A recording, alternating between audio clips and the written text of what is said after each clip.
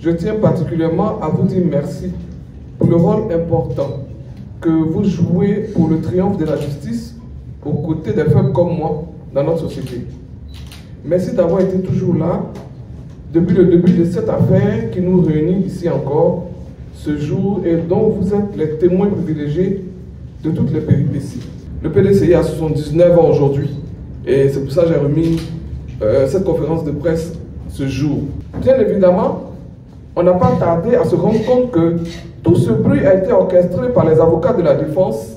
Mesdames et messieurs les journalistes, dans une précédente déclaration, je soulignais qu'au cours des échanges qui ont eu lieu entre les parties, c'est-à-dire les avocats de Thiam et mes avocats, en présence du juge, il n'avait jamais été question d'une mise sous tutelle du PDCI RDA.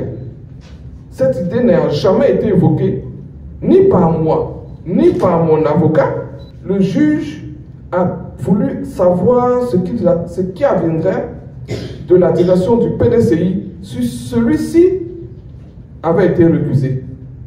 C'est alors que nous lui avons signifié des mécanismes existent dans les textes du parti et qui stipulent qu'en cas de vacance de sa présidence, il revient au membre du bureau politique le plus âgé d'en assurer provisoirement l'administration. Le juge, voulant savoir davantage, a demandé qui est le doyen d'âge actuel dans la lignée de la succession. Nous lui avons répondu que présentement, le doyen d'âge est M. Kobri Boni.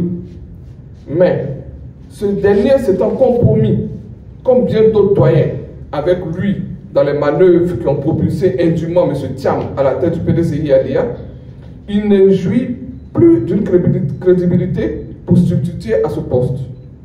Le juge demande alors qui d'autre peut occuper le poste. C'est alors que nous lui avons indiqué la liste des 10 doyens d'âge par ordre. Voici comment le nom du doyen Aouzi a été évoqué parce qu'il faisait partie des 10. Je suis encore plus ahuri de constater que ses frères ont poussé le bouchon jusqu'à aller contraindre M. Aouzi Jules, le doyen Aouzi Jules, à lire un texte qu'ils ont produit eux-mêmes pour étayer leurs actions et se donner de la contenance devant les militants du PDCI-RDA. C'est pourquoi, à ce stade de mon propos, je voudrais m'adresser à mes camarades militants et militantes du PDCI-RDA et à travers eux à toute l'opinion ivoirienne. Ne vous laissez pas berner par les mensonges et les allusions que servent de mauvaise foi ceux parmi nous qui tentent vaille que vaille de nous faire avaler les mensonges et la forfaiture mal ficelée depuis le début. Où est la démocratie à l'intérieur du parti dit démocratique de Côte d'Ivoire? Et je vais vous dire, je ne te mets pas au bureau politique parce que pour moi c'est illégal. Moi j'attends la décision de justice pour apprécier ce que je vais faire politiquement parce que je suis une femme politique. Je fais des commentaires en tant que politicienne, je fais des commentaires sur ce qui s'est passé samedi. Parce qu'on a vu sur les réseaux sociaux le compte rendu. Vous voyez? Donc je fais des commentaires pour dire que je n'ai pas besoin de saisir la justice, je suis déjà dans la justice. J'avais fait un référé pour pouvoir participer au bureau politique. Il se trouve que même sur la liste des membres du bureau politique, mon nom n'y figurait pas. Bon, tout ça, je dénonce ça.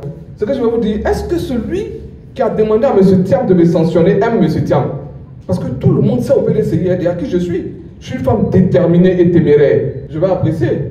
Je suis militant du PDCI. Si le PDCI a raison, moi je vais apprécier. Mais je ne tenterai pas des actions pour la convention. Comme je dis, on est toujours en justice. C'est pas fini.